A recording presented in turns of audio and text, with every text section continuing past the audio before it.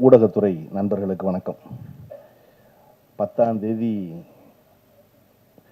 உயிர் தமிழுக்கு படம் ரிலீஸ் ஆகி அந்த படம் வெற்றி பெற்று அதன் பிறகு பல படம் பண்ணி அதன் பிறகு பல இடத்துல விருது வாங்கி அதன் பிறகு பல ஹீரோக்களுக்கு கதை சொல்லி அதன் பிறகு சாய்வி சித்ராவில் போய் பேச வேண்டிய பேச்சை இன்றைக்கே பேசின ஆதம் பாபாவுக்கு முதல்ல வணக்கம். இந்த அவர் சொன்ன அளவுக்கான அளவிலான படத்தில் அந்த படம் பார்த்துருக்கேன். இந்த படம் என்ன அளவில் இருக்குன்னு புரியணும்ல.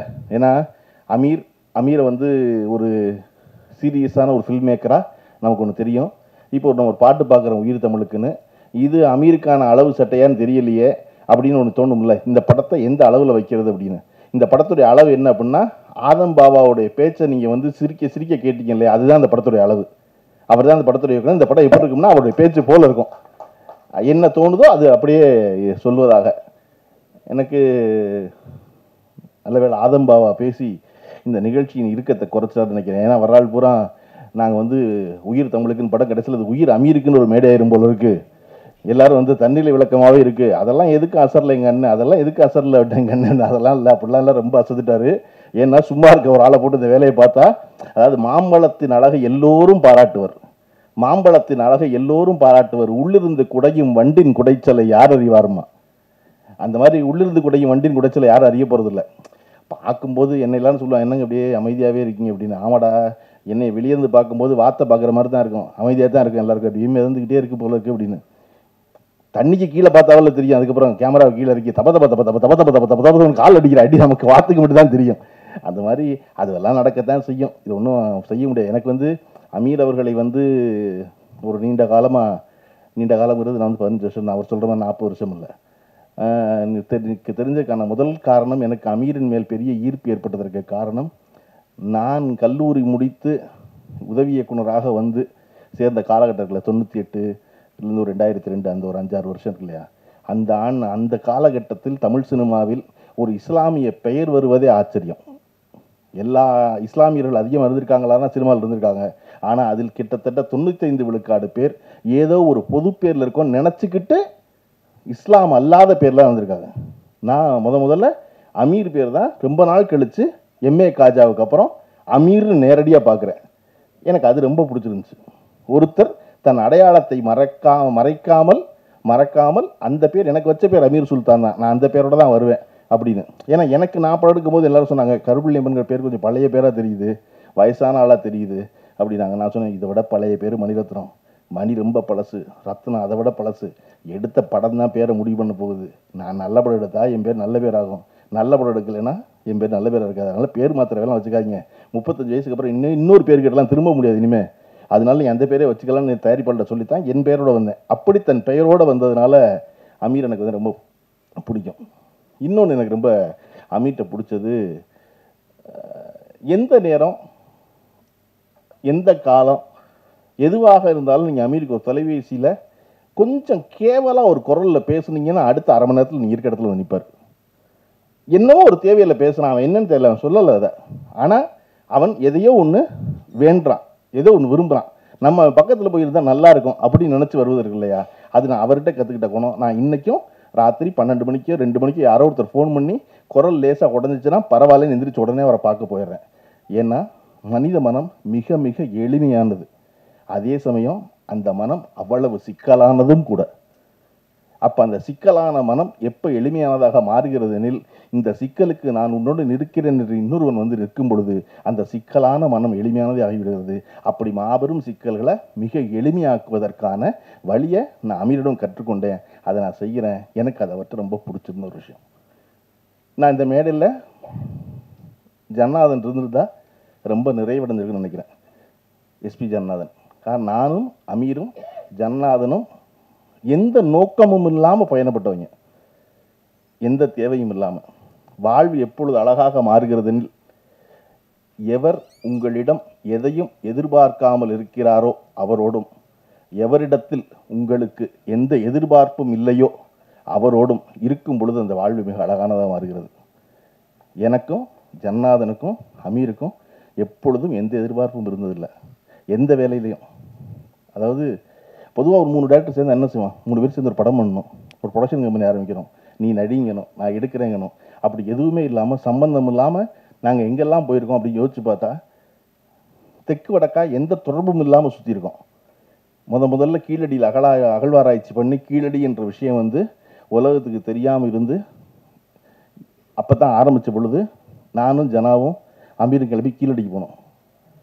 கீழடிக்கு போய் நாங்கள் ஒன்றும் பண்ண போகிறதில்ல, அங்கே சும்மா அமர்நாத்தை போய் பார்த்தோம், இப்படி ஒரு விஷயம் நடந்திருக்குங்கிறது எதுக்குன்னு தெரியாது, சும்மா போய் அதில் தெரிஞ்சுக்கோமேன்னு போனோம். அங்கேருந்து ஒரு நாள் வந்து ஜன்னாதன் திடீர்னு வாங்கப்பா வேலூர் போவோம் அப்படின்னாரு. போவோம் அப்படின்னா. ஏன் வேலூருக்குன்னு நானும் கேட்கல, யாரை பார்க்க போகிறோன்னு அமீரும் கேட்கல. அடுத்த நாள் காலையில் ஜனா வண்டி எடுத்துகிட்டு வந்தார். வண்டி எடுத்துகிட்டு வந்ததுக்கப்புறம் தான் தெரியும், எல்லாமே சேர்ந்து அற்புதமாக ஃபோன் பண்ணாங்க, அதனால பேரறிவாளனை பார்க்க போகிறோம் அப்படின்னு வேலூர் சிறைச்சாலையில் போய் பேரறிவாளனோட ஒரு 3 மணி நேரம் பேசிக்கிறதுக்கு நாள் இருக்குல்ல. எனக்கு இன்றைக்கி நல்லா பசிவாக ஞாபகம் இருக்குது. பேரறிவாளன் எதிர்பார்க்கல நாங்கள் வரணும்னு. நாங்கள் பேரறிவாளனை போய் பார்த்ததுனால அவருடைய விடுதலையை ஒன்றும் வேகப்படுத்திடல, ஆனால் ஒருத்தரை பார்க்க போகணும்னு தோணுச்சு, வாங்க போவோம்னு. அப்படி தான் கனடா போனோம். கனடா போய் நாங்கள் 3 பேருமா சும்மா தெரிஞ்சது இருக்குல்ல, அப்படி இருந்த ஒரு காலகட்டம். கனடாவிலிருந்து பேரறிவாளன் கீழடியிலிருந்து எந்த நோக்கமும் இல்லாமல் ஊர் சுற்றிக்கிட்டு இருந்தது. இந்த காலகட்டத்தில் அவர் வந்து இப்படி ஒரு படம் என்பது எனக்கோ ஜனநாதனுக்கோ உவப்பானதாக இல்லை. எது உயிர் தமிழுங்கிற படம்.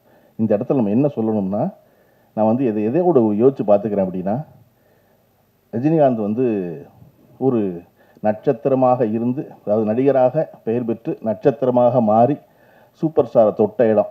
தொட்டுக்கிட்டு இருக்கும் பொழுது பஞ்சர்நாசலம் அவர்கள் வந்து ஒரு கதை சொல்கிறார். பஞ்சர்நாஸ் கதை சொன்னது அப்போல்லாம் என்னென்னா ரெகுலராக ரைட்டு, நம்ம மேலே நம்பிக்கை உள்ள ஒருத்தர் கதை சொல்கிறாரு. அந்த கம்பெனி படம் பண்ணுற முடிவு பண்ணியாச்சு. ஒரு வரி கதை கேட்டுக்க போகிற போய் பாங்குரோட சாயந்தரம், அவ்வளோதாங்க இருந்த காலகட்டம் நடிகர்கள்.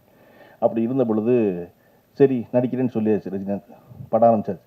படம் ஆரம்பிச்சு ஒரு 5-6 நாள் படப்பிடிப்பு முடிஞ்சோன்னு ரஜினிகாந்துக்கு தெரியுது, ஆக நம்மளை வச்சு செய்கிறாங்க, இது வேலைக்கு ஆகாது இந்த படம் அப்படின்ட்டு. ஆனால் அது யார்கிட்ட சொல்கிறது, பஞ்சன் தான் நடிக்க சொல்லியிருக்காரு. அவருடைய தயாரிப்பு பஞ்சனை கூப்பிட்டு, இது வந்து ஒன்றும் தேடுற மாதிரி தெரியல, இது எனக்கான படமாக இல்லை அப்படின்னொன்னே பஞ்சன் வந்து ஏன் அப்படின்னு, இல்லை என்னையை வச்சு இதெல்லாம் எடுத்துக்கிட்டு இருக்கீங்க, இந்த படம் தம்பிக்கு இந்த ஊர், என்னையை வச்சு இந்த படமெல்லாம் இப்படிலாம் எடுத்துக்கிட்டு இருக்கீங்க, மாட்டு வாழை தூக்கி நான் மணி பார்க்குறேன், சாணி வச்சு ராட்டி தட்டுறேன், நீ ஏதோ காதல் கதை, நீங்கள் மாதவி இருக்காங்க, நீங்கள் அப்பா சண்டே, நீங்கள் அதெல்லாம் ஒன்றும் பெருசாக நிற்கிற மாதிரி தெரியல, நான் தாங்குவேனா இதுக்கெல்லாம் அப்படின்னோடனே பஞ்சனை சொன்னார், ரஜினி எல்லா ஹீரோவுக்கும் 2 சண்டை வைக்கிறோம், அதிகபட்சம் 3 சண்டை, நீ ஆக்ஷன் ஹீரோங்கிறனால உனக்கு 5 சண்டை வைக்கிறோம். இப்போவே 5 சண்டை 1984, இப்போவே 5 சண்டைனா அடுத்த 5 வருஷம் கழிச்சு எத்தனை சண்டை போடுவ நீ, 14 ரீலுக்கு 14 சண்டையா, அதனால காமெடி பண்ணு, அதான் நீ தில்லுமுல்லாம் பண்ணல அப்புறம் என்ன அப்படின்னு. இல்லை அது வந்து அமோல் பல்லக்கர் நடித்து ஏற்கனவே ஹிந்தியில் சக்ஸஸ்ஃபுல்லாக ஓடினது, சாருக்காக பாலச்சந்திரன் சாருக்காக பண்ணது, இது அதுவாகவும் இல்லை இதுவாகவும் இல்லை, ஒரே குழப்பமாக இருக்கே அப்படின்னொன்னே, சரி இந்த படம் ஓடல, என்ன பிரச்சனை ஆகணும், என்ன பிரச்சனை ஆகும், ஒன்றும் ஆகாது அப்படின்னா ரஜினி. யாருக்குப்பா பிரச்சனை, உங்களுக்கு தான் பிரச்சனை, நீங்கள் தான் தயாரிப்பாளர், என்னை வச்சு இது எடுக்கிறேங்கிறீங்க, ரைட்டு நான் நட்டப்பட்டுக்கிறேன், நீ இந்த படத்தை நடி, இந்த படம் ஓடும், ஆனால் இந்த படத்துக்கு அப்புறம் உன்னுடைய கடைசி படம்னு ஒன்று இருக்கும்ல, அது வரைக்கும் உன்னால் காமெடியை விடவே முடியாது, நீ 15 நிமிஷம் காமெடி பண்ணிட்டு தான் அடுத்த வேலை செய்கிற மாதிரி ஆகிடும், அதனால் நீ இதை நடி அப்படின்னு பஞ்சர்நாசலுடைய கட்டாயத்தின் பேரில் ரஜினிகாந்த் நடித்த படம் தான் தம்பிக்கு இந்த ஊர். அது பஞ்சர்நாசலம் என்கிற கதாசிரியர் என்கிற இயக்குனர் என்ன நம்பினாரோ அது அப்படியே திரையில் நடந்தது. அது வரையும் ரஜினிகாந்த் அப்படி ஒரு காமெடி பண்ணி ஸ்லாப்ஸ்டிக் காமெடி பண்ணி பார்த்ததில்லை. இன்னைக்கு வரையும் காமெடியன் மாறலாம், இல்லாமல் போகலாம், ஆனால் ரஜினிகாந்த் 15 நிமிஷம் காமெடி பண்ணி தான் வர்றாரு. அப்போ ரஜினிகாந்த் என்பவர் பஞ்சர்நாசலம் வைத்திருந்த நம்பிக்கை, பஞ்சர்நாசலத்துக்கு ரஜினிகாந்தை பற்றி இருந்த புரிதல், அதுதான் அந்த படத்துக்கு காரணம் அமையுது.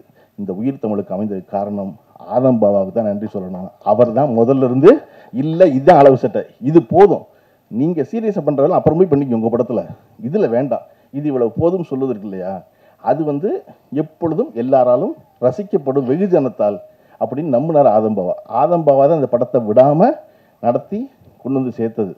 அதனால ஆதம்பாவா இதில் பாராட்டுக்குரியவர். கொஞ்சம் கூடுதலாக பேசிட்டனோ அப்படின்னு அவரே கேட்டு உணர்ந்திருக்கார் அவர், அது தெரிஞ்சிருக்கு.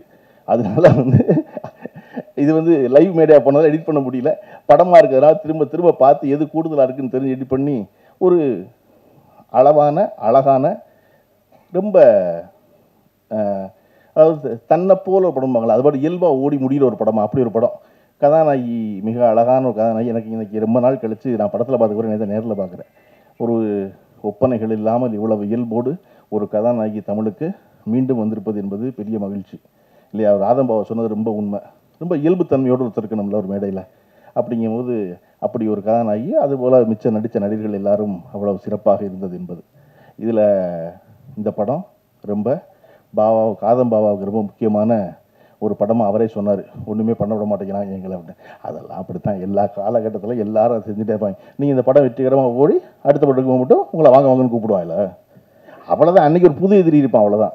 எதிரி மாறிக்கிட்டே இருப்பானே ஒழிய, வேண்டாம்னு நினைக்கிறவங்க மாறிட்டே இருப்பான ஒழிய, வேணும்னு நினைக்கிறவங்க மாறிக்கிட்டே இருப்பான ஒழிய, அது ஒன்று நடந்துக்கிட்டே தான் இருக்கும் இல்லையா? இன்றைக்கி நீங்கள் வந்து சாதாரணமாக 1000 ரூபா சம்பாதிக்கிற ஒருத்தனுக்கு 100 ரூபா பிரச்சனை சரியா? நீங்கள் வரும்போதே ஆஃபீஸ் போட்டு வந்தவர் அசிஸ்டன்ட் முடியலன்னு டேரக்டர் வருவீங்க, அவ்வளோதான். லட்ச ரூபா சம்பாதிக்கிறவனுக்கு 10,000 ரூபா பிரச்சனை, கோடி ரூபா சம்பாதிக்கிறவனுக்கு லட்ச ரூபா பிரச்சனை, 100 கோடி ரூபா வச்சுருவனுக்கு 10 கோடி ரூபா பிரச்சனை. அதே தான், அது மாறிக்கிட்டே தான் இருக்க போகுது. நீங்கள் வந்து எனக்கு காசி ஆனந்தனுடைய கதை, காசி ஆனந்தன் கதைகள் ஒரு புத்தகம் இருக்கும், எனக்கு அது ரொம்ப பிடிக்கும். நான் அடிக்கடி வந்து பிறற்ற புத்தகங்களில் அது ஒரு புத்தகம்.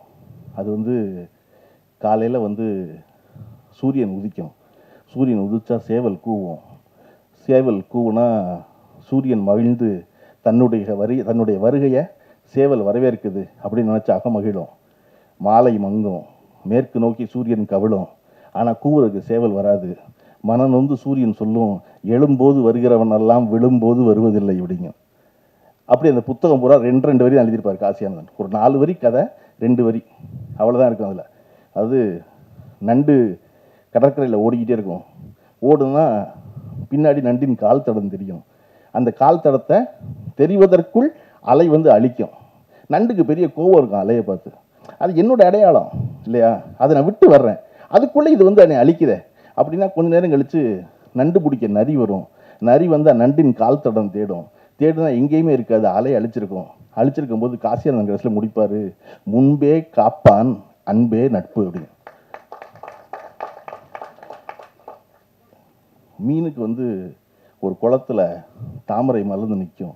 மீனுக்கு ரொம்ப கோபமாக இருக்கும், குத்தி கிழிச்சவன் தாமரைன்னு தோணும். வந்த வண்டு கேட்கும், ஏன் தாமரை மேலே இவ்வளோ கோவப்படுறாரு? இல்லை, இந்த தாமரையை தண்ணீர் தான் தாங்குது, ஆனால் அந்த தண்ணீர் மேலே விழுந்தால் உடனே தாமரை உருட்டி விட்டுறது வெளியே இல்லையா?